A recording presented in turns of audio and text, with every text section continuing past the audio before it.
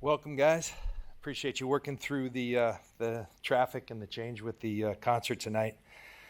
Um, First of all, welcome to Training Camp 2026. Hope you guys had a great summer. Couple things I thought be appropriate before we get started. I know we have a lot to cover. Number one, Alden Smith. Since we last talked, Alden passed, and anyone who saw Alden play the game knows that he was a special football player. This one hit especially hard because he was a valued member of our organization. But right prior to him passing, he had spoken to our rookies and really poured into those guys, and it was extremely impactful. And so our prayers, our thoughts go out to the Smith family as they continue to grieve with that. On a more positive note, with our organization, in a 10 days or so, Roger Craig will be going into the Hall of Fame, and we couldn't be more excited for Roger. Long overdue. Special football player who changed the way that the running back position was played, and I'm so thrilled for Roger and the Craig family. I know the faithful will show up in Canton. I'm going to have an opportunity to go out there, and we'll have a big contingent from our organization, and was on with a Zoom with the alumni, and I know how excited those guys, how much love they have for Roger, and the appreciation to the Hall and everyone for doing right by him and putting him in the Hall where he belongs. On to Kyle. So it was released today, via statement of what happened. And here's the great news. It looks like everyone's doing all right. The other driver seems to be doing all right. I don't want to speak to that because that's just secondhand knowledge. Kyle is doing good. He's got some bumps and bruises. He did suffer a concussion in the accident. Has some lingering effects from that concussion, and we're kind of treating this. We don't have a protocol for staff members when it comes to concussions, but we do with players, and it's become very helpful. So Kyle basically is going to be like in the protocol, and Doc Nino and all the great doctors we have are giving him great care, and we're going to let the condition, the doctors dictate how he comes back, when he comes back. He's been in the building, so we've seen him. He's, it's kind of like we do with our players, a phased back approach. Number one for Kyle and the Shanahan family is getting him back right. He's a tremendous head coach, but this is bigger than that. This is about his well-being, and we're going to take the time necessary, and I think we're very equipped to do that. In his stead, Chris Furster is our assistant head coach. He will kind of assume those duties in conjunction, in concert with our staff. We're not going to blink. We feel like we're well equipped for something like this. We understand what a tremendous leader we have in Kyle. Like Chris Furster, been in the NFL for 34 seasons, 13 of those with Kyle. He knows Kyle inside and out, what Kyle wants, what Kyle needs. We've got guys like Clay Kubiak, Raheem Morris, obviously, who has head coach experience, Brad Boyer. The list goes on. And I think one of the great things Kyle does, aside from coaching his team, is leading this organization. And I think he's a tremendous developer of his staff. And so we're not going to miss a beat. We will keep you abreast of Kyle's progress as appropriate, as we deem appropriate. And you'll probably see Kyle out there on the field some when, kind of to what he can tolerate. But we're going to give the duties of actually running the team over to some other guys. And we have a really good plan, and excited for Kyle to get back, but only when he's ready. So that's that. And I'll be happy to answer any questions. Just a couple more things before we do open it up to questions. Brandon Ayuk, I know you guys are going to have a lot of questions. Brandon is on a left squad designation. As such, he's not on our 90-man roster. And, I'm personally, and we as an organization are going to focus on the players that are here. And so I don't have anything to say on that, anything to add to that. We wish him well. We wish his family well. To help you guys out with a couple transactions, I think you guys saw we had waived with a non-football injury Khalil Dinkins. We're bringing in Tanner McLaughlin, who was with Cincinnati last, in his spot. Evan Anderson was released today, or will be later today, and we'll let you know the corresponding transaction to fill that spot. For PUP, for the active PUP list, we'll have 4 players start there, George Kittle being one of them. George's rehab is coming tremendous. I know you guys have heard from him, and he's doing really well, and that's very exciting. He's doing everything possible to be ready for week 1, and we're thrilled with his progress. Isaac Garindo is going to start on the active PUP. He's doing very well. Michael Williams doing extremely well.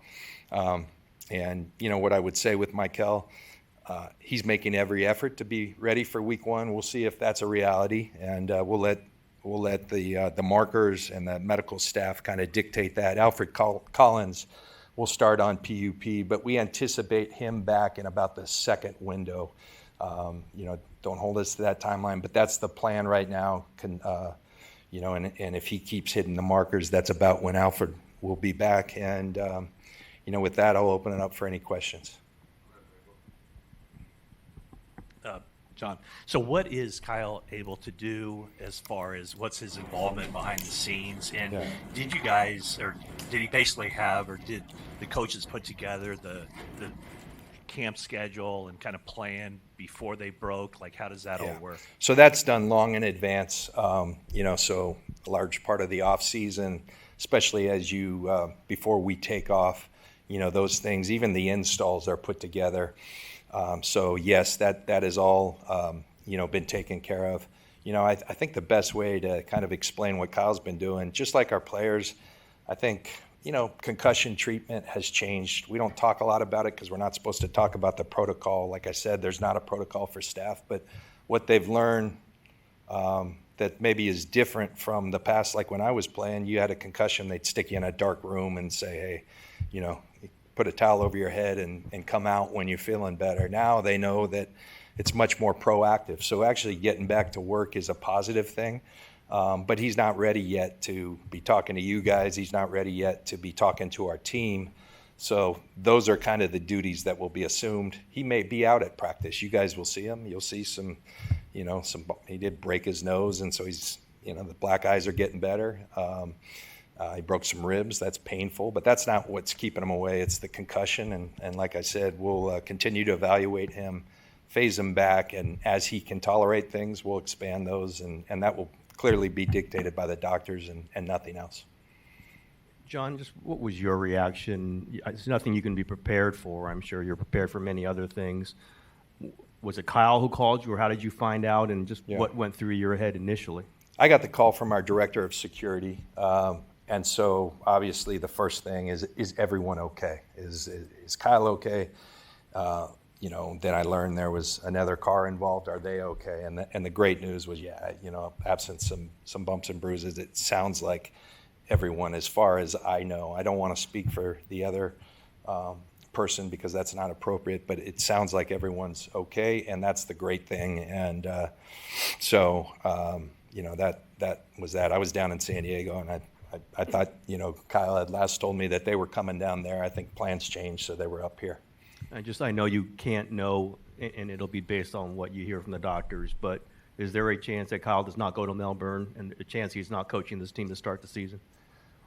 Well, that's not what we're anticipating. That's not what I've heard from the doctors, but just like we talk about with players, the timeline kind of takes care of itself. So he's got to meet certain markers, but I think the expectation is that long before that, he'll be better. But again, everybody responds to these things differently, and we're going to do whatever it takes to have him right when he comes back, and it's the right thing to do. Hey, John, what have you seen from Nick Bosa and Fred Warner this offseason, and what does it mean to get those guys back? Just tremendous. Those guys are diligent, hard workers, not only incredibly talented players, but they kind of tone setters for the way they work. That's inspiring to their teammates. I mean, Fred, I called Dustin Perry a lot during the offseason. How are the guys doing? And it's strictly voluntary. We can't mandate that they're here. a lot of them are here, and a lot of them are here, I think, because Fred Warner's here. And, Nick, kind of changed his routine. In the past, he'd go back to Florida. He stayed here this offseason for the most part. And I think he's feeling really good as a result. So it's wonderful when your best players are your best leaders. And I think we've got great examples of that in those two players. As for their injuries, Nick's doing tremendous. I think we'll see, Nick has always had, a different schedule. He's got a great sense, a great instinct for his body and what he needs. He'll probably start in a phased, individual first, and then we'll add as we see fit, as he sees fit. Fred, you can't hold that guy back, and he wants to be full throttle, and I think he will be. He's, you guys know how close he came to being ready at the end of last season. I think all that hard work only made it better as he entered this offseason. So I would tell you, not speaking for Fred, but I guess I will speak for Fred because I've talked for Fred. With Fred a ton. He basically was a healthy player, just training this offseason, not obviously giving some care to the ankle, but that's in his mind behind him, and that's a testament to the type of worker he is. John, obviously you weren't there, but as it was explained to you, can you just kind of lay out details on what happened with Kyle's accident, how it... Yeah, I think I'm going to leave that to Kyle. I think that's more personal because everything's secondhand. I don't want to get in because other people were involved exactly what happened. There's a report out there, and I think I'll just stick to that. Thank you. I know you wanted to avoid Brandon Ayuk questions, but as a reporter, I'm obligated to ask you a couple. Is the intention to keep Ayuk on that reserve left squad list, A, and then B, you guys are playing the Commanders in Week 6. He's been adamant that he's going at some point to join the Commanders. Is this part of your calculus that you're not just going to release a guy so that he winds up on an opponent's roster? Matt, I understand you got to do your job. I understand, but as I said at the start, he's on that list. That means he's not on our roster, and I'm going to focus on the guys that are and stand by what we've said already. What went into the decision to name Chris Forster the interim head coach while Kyle's recovering? Yeah, so I think what I talked about, Grant, he's been in the league for 34 seasons. We have a tremendous amount of respect. He's been around Kyle. He is our assistant head coach. I can tell you that, yes, in talking with Kyle, because we have these discussions, we see it, yes, Chris is the acting head coach, but it is going to be very much a collective effort. So, he's going to be out front. He will. I'll address our team first. I'll hand it over to Chris. We'll probably do, less team meetings because Kyle usually sits up here and talks football for 30 minutes. We're not going to try to replicate that. I believe, our culture kind of speaks for itself, and we believe what our culture is, the people. And Chris is one of those who we think very highly of. He's equipped to do this. Our staff is equipped, but it will very much be a collective effort. Hey, John. There's been comments that George could be ready for Week 1. How much do you have to take into consideration you're flying to Australia, and that's a lot on his body while, tempering those expectations? All that will be taken into consideration, and with, tremendous players usually comes a collective will that they're a little different, and they're going to want to push the envelope. They also, great athletes tend to heal at a different rate, and I had the occasion of seeing Dr. Elatrash, who did the surgery, and he went on and on about how fast George was healing. Now, I think we kind of take ourselves out of that. We let the doctors, we let the measures, such as is there a discrepancy from one side to the other? All those things kind of dictate the readiness. Everything is involved in that decision as very much like a trip.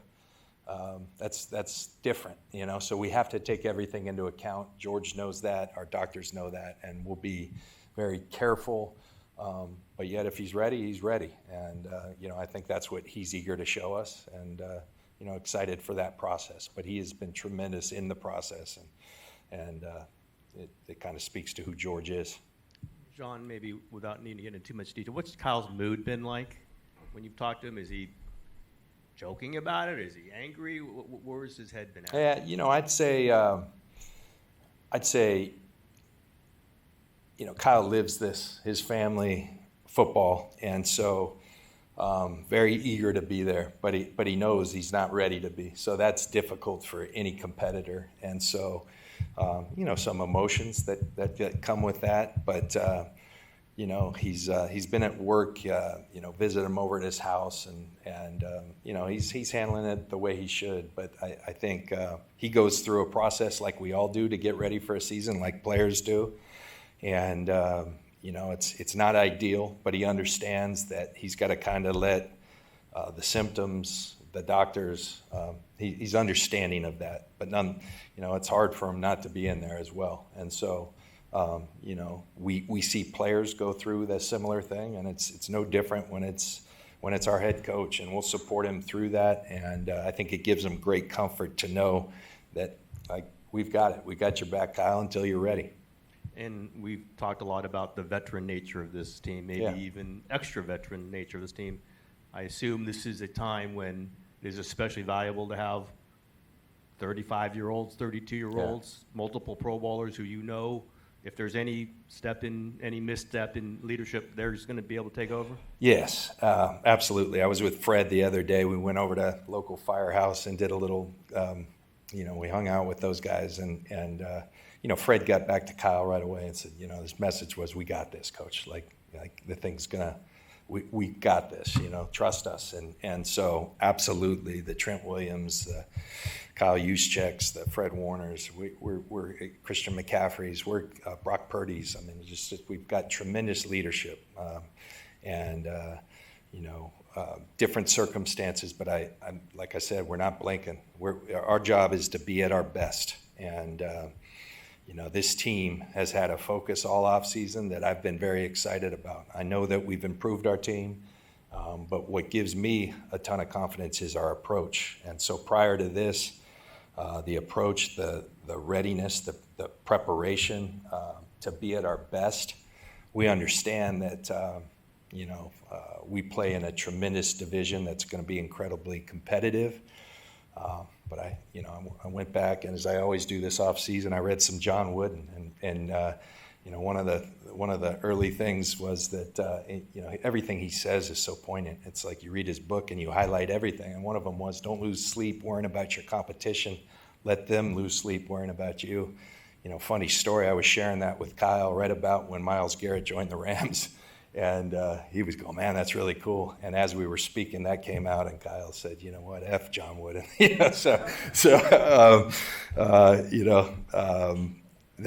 We understand what we're going up against, but we're more focused on being at our best, and that we think is going to be pretty damn good.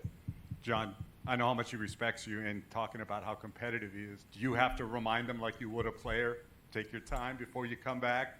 Absolutely. Into this. Absolutely. And have any of the plans changed between Australia? I know that's more than a month away, but because of whatever injuries he's trying to recover from, have the scheduling plans changed in terms of how early you wanted the team to be out there before the game? No, we put a ton of work into, this kind of uncharted territory going down to Australia for a team in the NFL. I mean, we've worn this thing out to try to get the best possible situation.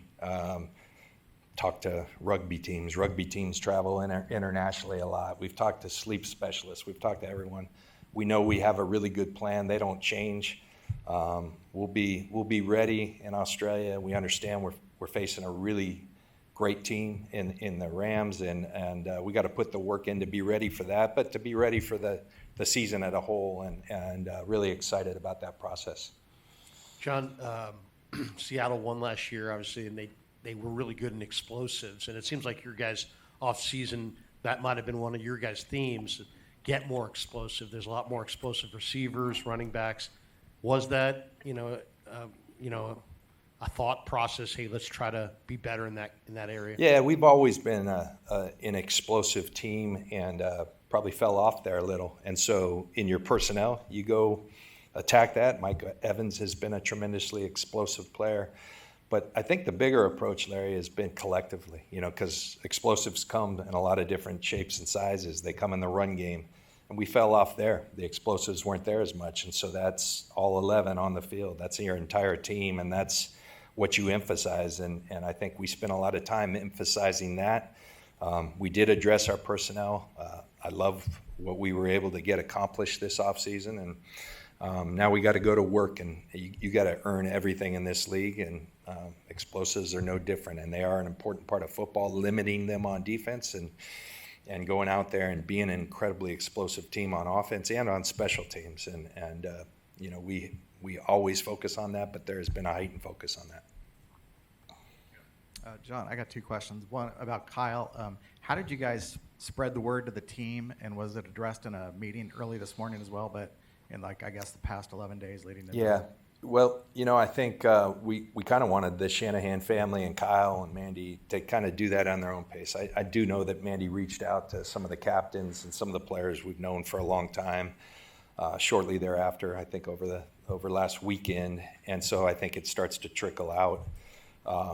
But really, we haven't, you know, some guys have been working out, but, you know, the only time the NFL really shuts down is right before training camp for that month, and so people haven't been around. So this meeting we'll have at 1 o'clock will really be the first time we've addressed it as a team collectively. Yeah. The other thing you mentioned back at the league meetings, in terms of the player health, you've obviously done a lot of studies on the injuries. You said that you might alter some things for training camp. Yeah. Anything? Yeah, I jumps won't out? get into the details. I'll let Kyle, when he's back and healthy, you know, if he chooses to. But I think you guys will see some different things. Just we kind of audited everything, not because we always do that. I do know, you know, I talked about it at the league meetings. I think $9 million went into our hydro area back there. It's beautiful. I went in there. We got like the whole team in there right now, and they're loving it. And so, you know, credit to the Yorks, a thank you to the Yorks for always giving us every resource that we need. We've added personnel to our health and performance staff, but we take a hard look at everything. And there's a lot of different dynamics this year with going to Australia later in the year, with going to Mexico City, with the season, you know, but we took a hard look at training camp. And there will be some adjustments that, you know, some of them minor, but everything counts. And so you try to do your absolute best to give ourselves the best chance to stay healthy. The reality is this league, people get hurt, but you know, I'm real proud of the changes that we have made, and we'll keep doing the things we've done well, and we'll see where it ends up. John, if you can kind of talk about the intended or the expected impact of the shift. Obviously, you guys are a well-oiled machine, but is Chris Forrester kind of taking over? Does that pull him away from the offensive line at all, or what is the way this? I don't think that will be the case. You know, like I said, we may not have as many team meetings as we typically do because Kyle sits right there in this room and just talks football. Now, you know, should we? That's different from a lot of places I've been where the head coach gets up, looks at the schedule for the day, and says break up. So we may be a little more, let's break up, not trying to replicate something so that Chris can coach his guys. But what I do know is Raheem Morris has been a head coach on a couple of occasions. He'll have the defense handled along with his staff, and Clay Kubiak and Chris and all those guys will have our offense. Brant will take care of the special teams. And when we need to come together, we'll come together. So, you know, that's what I mean by a well-oiled machine. And we'll, you know, when appropriate, we'll come together as a team. But a lot of it will just be, all right, we'll miss that. But when Kyle's back, we'll get back to that. And you know, I think we're going to be fine. Hi, John. Hi. This is year 10 for you. So what are you most looking forward to seeing unfold at camp this year? I just know you never climb a mountain the same way. Every journey's different. And I love that about this league. And the reality is the teams change so much every year. We're fortunate here. We've got a solid core of guys that have been here for a while. So we have tremendous continuity. I love a lot of the additions we've made because of the talent of the players, but more so for who they are as people and their approach. And so, you know, that's what every year comes challenges. We're talking about one right now with a tremendous head coach, a guy I think is, if not the best, right up there. So that's a challenge in of itself, but there is always challenges in this league. And, you know, I find the best players, the best teams find a way to work through that. So every journey's different, and I look forward to that. How are you going to go earn whatever you whatever you want to earn. And I know the collective will of this group is going to be special, and I'm looking forward to that to unfold. So you said Kyle's been in the building since the accident and may be on the practice field here and there. Is it important as he recovers to just show face and be around the guys, even if not in that official? Well, his health's most important, and so he's already seen some of the players. They stop in, but I think what's most important is his health. And so, again, that will be dictated, by, all right, try to do a little more today until you have symptoms or whatever. And that's kind of how we do it with players, and that's the approach we're taking with Kyle. And that's not me. That's Kyle, that's Doc Nino, and all the different specialists that we have, kind of assessing and monitoring that. And it's a fluid plan that will change, and hopefully in short time, he's feeling better and he's back. But we're going to give it whatever time's necessary. John, regarding Chris Forster, does the assistant head coach title come with any defined responsibilities, or was it more just a reflection of Kyle's respect for him? And then secondly, was it an indication that if something were to happen to Kyle during a game that you had a protocol set up for who takes over? Yeah, I mean, there's always thought. Kyle always talks about, there's no absolutes. So just because Chris was the assistant head coach doesn't mean that's who is going to assume the responsibilities. And as I've said, the way Kyle's thinking about it and has communicated to me that he wants to see things done is that it's a collective effort. But somebody does have to be out front. And, but I know like Chris is kind of a grouchy guy. He doesn't really believe in like breakdowns and all that. So Raheem may do the breakdowns. Fred may do the breakdowns. I think a lot of that will take care of itself. But I think it's probably a reflection, like I said, the 34 NFL seasons, his acumen. He's respected throughout our building, and he's kind of earned that. So, we're rolling with that, but everyone will be a part of it.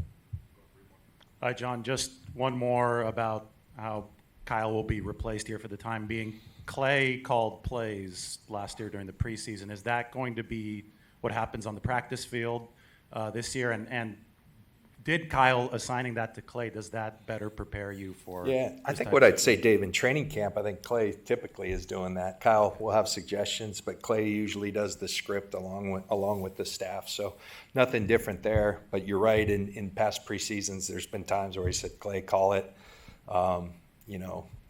A lot of coaches in this league do things a year out. Kyle kind of does it by feel. And so I don't know what his plan was, but probably Clay was going to call the preseason. And, Clay's certainly capable. Clay's an excellent football coach, and we're fortunate to have him. John, one more unwanted question about Brandon. I know you, a couple weeks ago, he had mentioned you specifically had gone to visit him. And he made it sound like it was unwanted. Can you just clarify if that indeed that happened and what your intent or goal was in that situation? Yeah. Again, I just, if I'm not going to answer one, I don't want to. But I can tell you that at the forefront of our thoughts with any player is their well-being, and so I'll just leave it at that. But we wish him and we wish his family well. Obviously, the defensive line is a big deal for you guys in the NFL. 20 sacks last year. I know Bosa coming back is a big deal as it relates to that. What level of confidence do you have that kind of you have what you need there now? I mean, having the draft and OSA and all that. Yeah, good question, Eric, because I think when we've been successful here, our offensive linemen, our defensive line has wreaked havoc. And I think that's pretty consistent around the league. We weren't good enough last year, and there's a lot of reasons for that, but ultimately all those reasons are just excuses. So you have to address it. I feel confident with the way that we addressed it. Yes, Nick being back is a difference maker, but it was bigger than that. And so we'll do some things schematically without changing. Raheem's background comes from Monty Kiffin, so very similar to what Saleh has done for us and who we've been. But there will be some expanded things, some more versatility. But we've kind of turned over this defensive line over the last couple of years with players like Alfred Collins and C.J. West, and this year Grayson Halton, Romello Height, Keon White, who came in last year. I'm really excited to see that group together and see what they can do, because that certainly is a priority. When we've been at our best, we've made the life miserable on the opposing offense from the defensive front. They everything starts there. I knew that as a player. I was a better player when I played with Warren Sapp than when I went to Denver and didn't have that, So I get that, believe me, and we've made a concerted effort to improve that. Now we got to go show that we have. All right. Thank you, guys.